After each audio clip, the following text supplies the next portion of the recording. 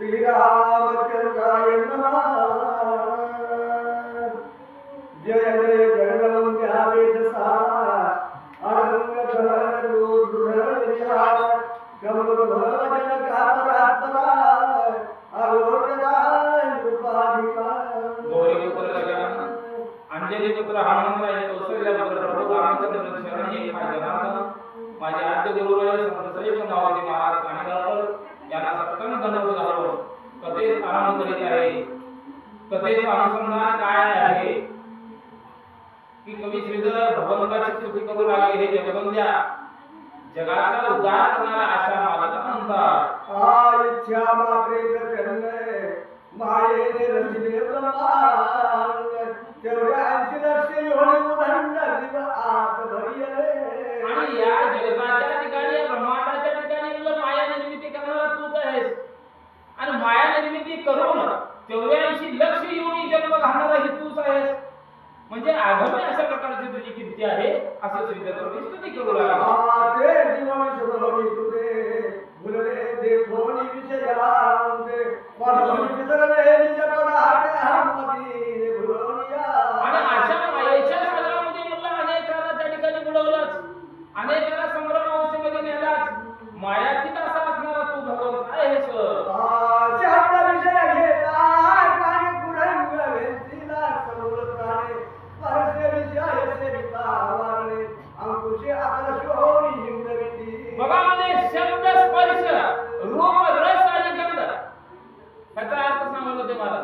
शब्द उमटला की माणसाला भुरळ पडते, स्पर्श झाला की माणसाला भुरळ पडते. म्हणजे मायेमध्ये त्या ठिकाणी अडकवते. असं शब्द आणि स्पर्शाची भावना आहे म्हणून सांगतात. रूप विषय देखता पतंग करी आपला देहत्या रस विषय बिनस वेग गळगिलोनी. बघा म्हणजे रूप बघितलं एखाद्या काजवाला ते अग्नीचं रूप बघा आणि अग्नी स्वतःला जाळून घ्यावा, अग्नीच्या भोवताली त्याला फिरत राहावा, फिरत असताना त्याला स्मरण यावं. आणि रूप पाहताच म्हणजे अनेक रूपाला मध्ये भाळून त्या ठिकाणी आणि स्पर्शाला भाळून अनेकाचा सुद्धा म्हणजे या ठिकाणी मायेच्या महाग लागून नाही ना झालेला आहे म्हणतात. गंध विषय विंद भुलोण कमळ कोशी वेंची प्राण काही पांचही विषय संपूर्ण भोगितीचा.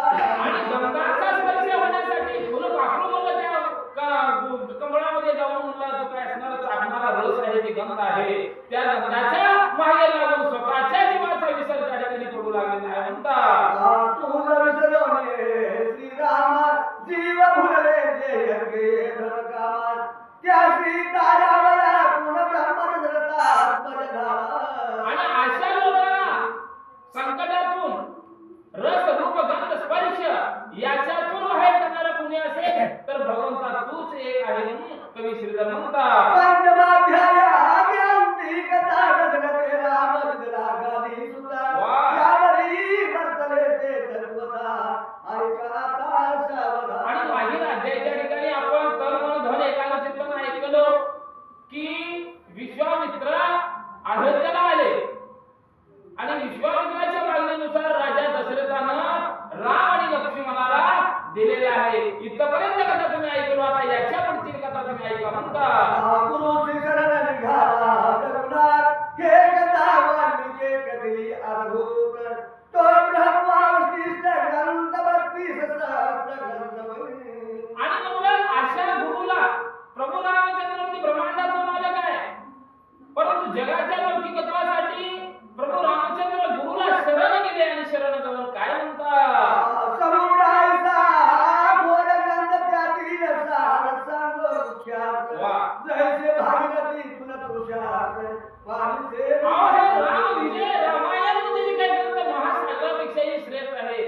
सागरामध्ये अथांग अशा प्रकारचं पाणी राहावं आणि त्या सागरामध्ये जाऊन म्हणलं थोडंसं आपण पाणी घ्यावं. त्या पद्धतीने थोडासा सार मी या ठिकाणी घेतो आहे. काय रामाची बुडी देऊन काढी दिसते मुक्ते वेंचू की यात काशीचा परे अपारध पर्यता शक्ती मोठवानी. बघा म्हणजे एखाद्याला धन सापडावं आणि त्याला आनंद व्हावं, नाही तर सागरामध्ये जावं आणि मोजकेच अशा प्रकारचे हिरे पाणी मोती वेचून काढावं. त्या पद्धतीनं हा जो काही ग्रंथ आहे तो ग्रंथ अति सागरा सागरापेक्षाही मोठा आहे आणि त्यातून थोडाच सार मी घेतो म्हणता. बेगिना अन्नाचा परवाचा पर्यावरणापुरतेच घेत सुद्धा वा वा. तैसा भ्रम वसिष्ठ ग्रंथ त्यातील गुह्या आणि महाबळाने म्हटलं अन्नाचा डोंगर तुला समोर राहावं. मग तेवढं डोंगर खाणं होतंय का आपल्याला बाबा? खाणं होत नाही. मग जेवढं पोटाला लागतंय तेवढंच मी या ठिकाणी घेतो म्हणता. वाल्मिकाची उत्कृष्ट उत्तरे तीच परिसा तुम्ही सादरे श्रोते म्हणती उत्कृष्ट खरे तरी तेच का हो. बघा मुले, वाल्मिकाचं हे जे काय असणारं ग्रंथ आहे ही उच्चिष्ट आहे.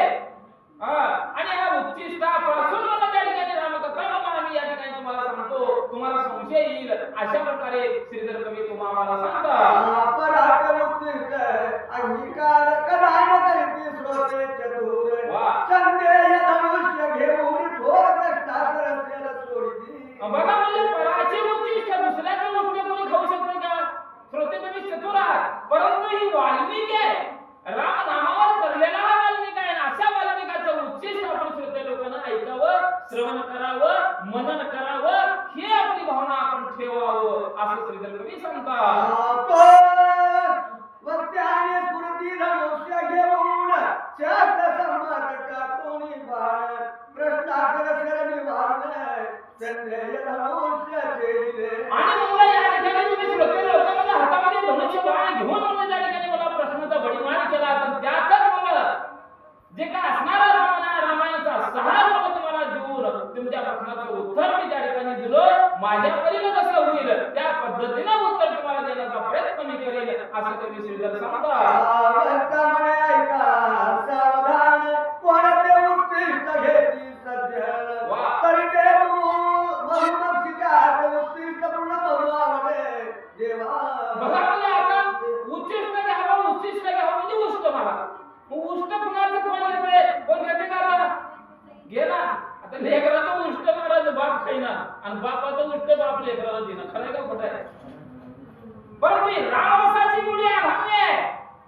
जसं मोहळाच्या भाषा आपल्या उच्चिष्टापासून मध तयार करतात आणि ते मध आपण जसं गोड आहे म्हणून सांगतो तसं हे वाल्मिकाचं उच्चिष्ट आहे आणि ते उच्चिष्ट आपण अगदी समाधानानं आनंदानं चाकावं असे श्रोत्यांना विनंती करतात. वत्साली करी दुग्ध पान ते अवश्य घ्यावे न करिता अनुमान प्रमरादी दाय पुष्पाशे ऊन परिते शास्त्राज्ञ अंगीकारी. अहो महाराज म्हणून एखादं लहान लेकरू हवं आईला म्हणून त्या ठिकाणी पाना सुटावं आणि प्यावं. इकडल्या बाजूला प्यावं आणि दुसऱ्या बाजूला प्यावं म्हणजे त्याचं उष्ट होऊ शकते का? उष्ट होऊ शकत नाही. केवळ त्या बालकाचा अधिकार म्हणून त्या ठिकाणी प्राप्त झालेला असतो. मग कसा आपला अधिकार या रामरसाची गोडी गिरंकर्त करण्यासाठी, रामरसाची गोडी चाखण्यासाठी आपल्या श्रोत्यांचा अधिकार या ठिकाणी प्राप्त झालेला आहे. तो प्राप्त करून घ्या म्हणतात. मेघमुखी ते दिवाना ते उत्कृष्ट नव्हे कदाचा वा. या गीता पुरोडाश पूर्ण उत्कृष्ट कोण मरे अहो आपल्या एखाद्या दुधाच्या सागरात जावं आणि दुधाच्या सागरामध्ये जर जाऊन आपण मोजलेलं दूध प्यायला सुरुवात केलो, अनेक सुरडी त्या ठिकाणी येतात, अनेक जण पितात, मग त्याला उष्ट समजावं का? जर नको पिऊ नको म्हणून तुम्ही ऐकणार आहे का?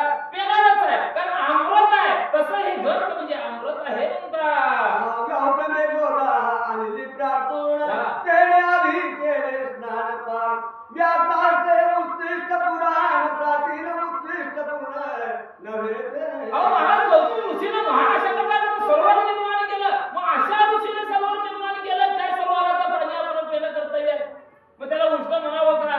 उष्ट कदापि म्हणू नये. विष्णू नैवेद्य पावन त्या उत्कृष्ट नव्हे कोण वाल्मिक कार्य मनोहर उत्कृष्ट नव्हे. आणि ही वाल्मिकाचं काव्य आहे. महान 60,000 वर्ष तपश्चर्या करून महाराज या वाल्मिकाला रामायण लिहिलं आणि त्या रामायणाचा सार मी या ठिकाणी घेतलो. याला उच्चिष्ट म्हणू नका म्हणून श्रोत्यांना हात जोडून विनंती पूर्वक कवी श्रीधर बोलता आहे. व्याघ्र मृग कर्म ग्रहण सुखरकेश पट्ट गुन्हेगार हाती दांत गवाकृंग पूर्ण ही तुझी ब्राह्मण पवित्र भवती. अहो महाराज म्हणाले का अनेक ब्राह्मण या जगताच्या ठिकाणी आहे म्हणलं. सर्व ब्राह्मणाला कसं आपण पवित्र मानून त्यांच्या पाया पडतो त्या पद्धतीने हा ग्रंथ श्रेष्ठ आहे म्हणतात. आजो आहे का पूर्वानुसंधान वा. या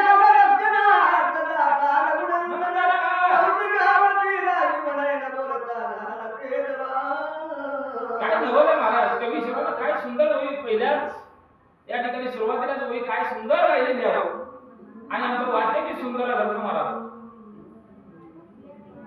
या ठिकाणी वशिष्ठ गुरुला नमन केले. विश्वामित्र प्रभू रामचंद्राच्या हाताला धरून घेऊन चालले यागाचं संरक्षण करण्यासाठी. आणि त्याच वेळेस माझा प्रभू रामचंद्र या ठिकाणी विश्वामित्राला वशिष्ठाला काय बोलू लागले. राम म्हणे महाऋषी मला तुम्ही नेता युद्धासी अनभंगुरता देहासी आत्मप्राप्ती नाही मा. बघा म्हणले प्रभू रामचंद्र विचारू लागले महाराज बालक आहे जो 12 वर्षाचे लेकरू आहे राम. आणि ते लेकरू आज गुरु वशिष्ठाला विचारू लागलेला आहे, विश्वामित्राला म्हणू लागलेला आहे, हे गुरुवर्या हे ऋषीवर्या, अहो मी लहान बालक आहे, मला कसलेही ज्ञान नाही, कसल्याही प्रकारचं मला या ठिकाणी विज्ञान किंवा ज्ञानाचं जे काही असणारं भांडार माझ्या जवळ नाही. आणि मी म्हणलं या ठिकाणी तुमच्या यागाचं संरक्षण कसं करू.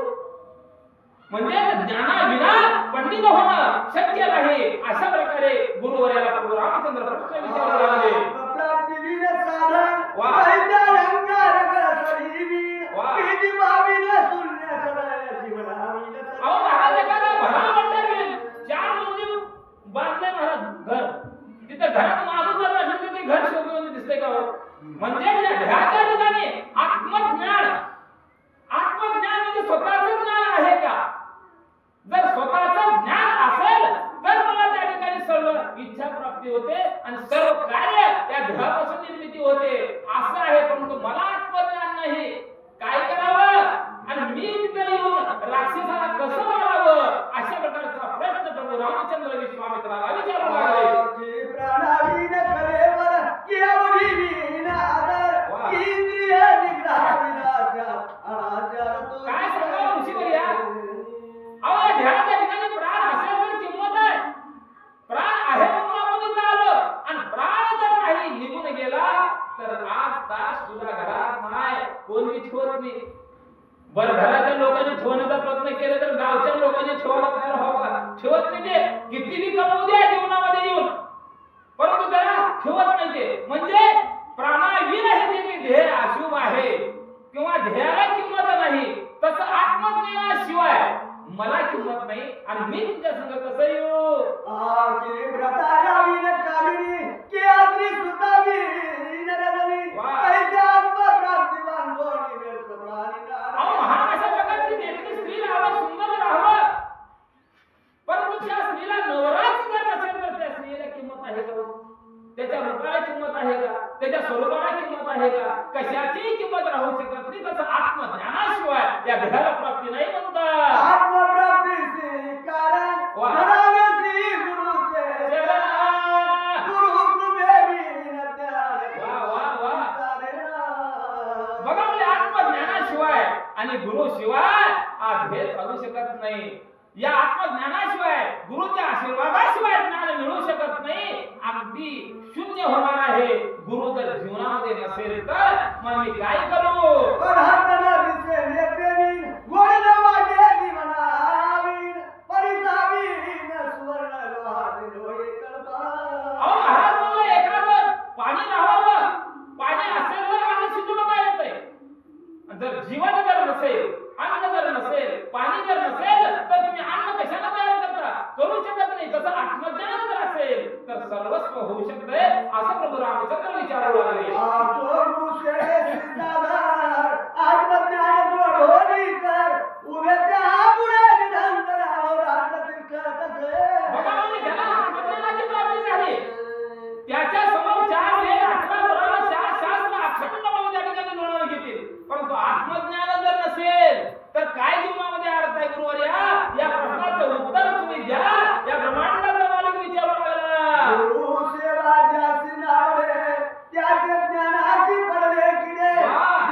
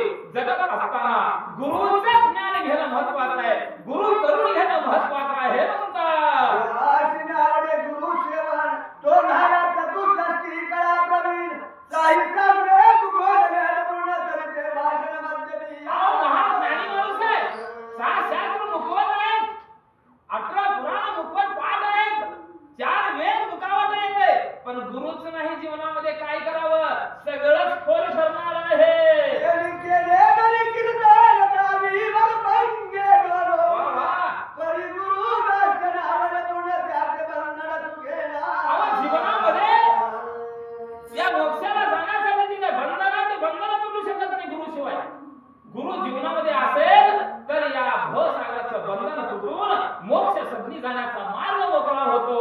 आता मला आत्मज्ञान नाही, गुरुवर्य काय करू? राम विचारू लागले. जळोजळोच्या चाहत्याचा कायचा डावे कोरडेत, जैसे विगत धवे ते स्वरूप यौवन काय अहो महाराज म्हणलं, एखाद्या नपुंसकाला सुंदर अशा प्रकारचे म्हणून रूप राहावं, पण काय उपयोग होणार आहे का त्याचा? धन आहे, पण धनाचा उपयोग म्हणून घेता येत नाही, त्याचा उपयोग होईल का?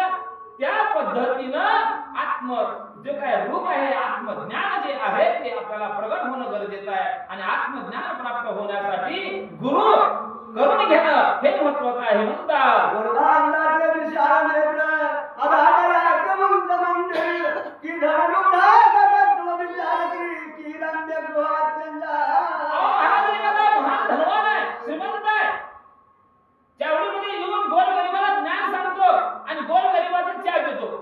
खरं आहे का? गोरगरिबाचंच घेते, त्यानं कधी घराला नेऊन चहा पाजवत नाही, त्याच्या हातावर 3 वर्षाची माती पडतच नाही. पडते आहे, आम्हाला अनुभव आहे. त्याला जर आम्ही गोरगरीब माणसं घेऊन घराला नेऊन चहा पाजवतो, आपण ते बहादर कधी चहा पाजवत नाही बघा. त्याला इस्तो लावायचा त्याच्या धन दौलताला. खरं आहे का खोटं आहे? मग धन दौलत एवढं आहे, पण जगाच्या कल्याणासाठी कुठल्याही प्रकारचं काम करू शकत नाही, त्याला काय उपयोग आहे का? हो वाचा.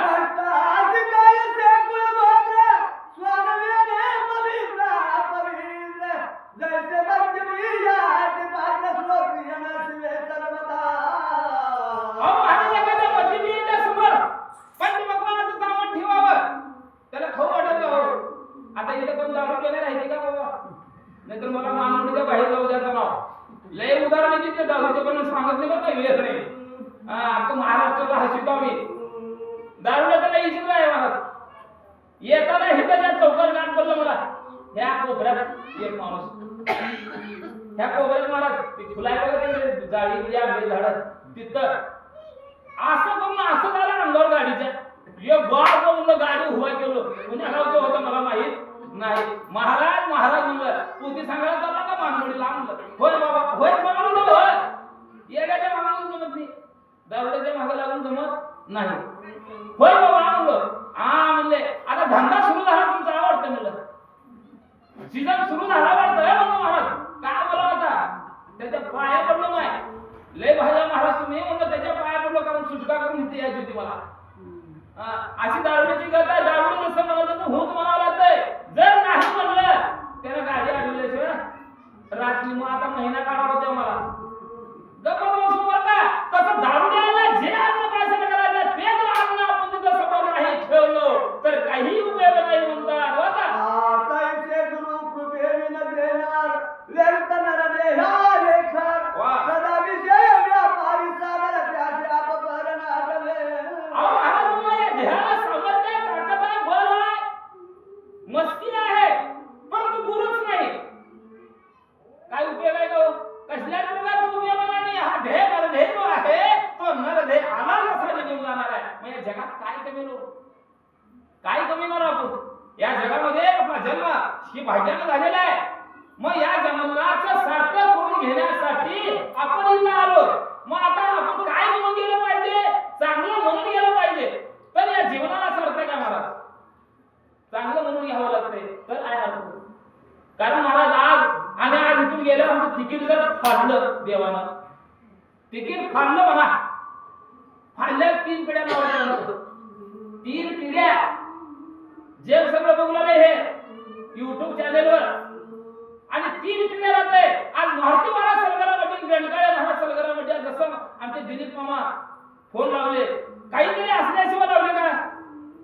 मानवडी तुमचे रामभक्त आले, काहीतरी असल्याशिवाय आले का? मग आमचं तिकीट दोघांचं जर गेलं निघून, भगवंताला घेऊन गेलं जात नाही अजून बाबा, परंतु जर गेलं तर 3 पिढ्या लावल्या. तसं 3 पिढ्या राहायचं, काहीतरी करावं, जन्मात येऊन मग सार्थक काय म्हणतात. उत्तम मनुष्य देह पावो, ते साधावे आत्मज्ञान, ज्ञानहीन ते गूढ पूर्ण गूढ आपण तुला जमाना नाही, महाराज जमाना नाही.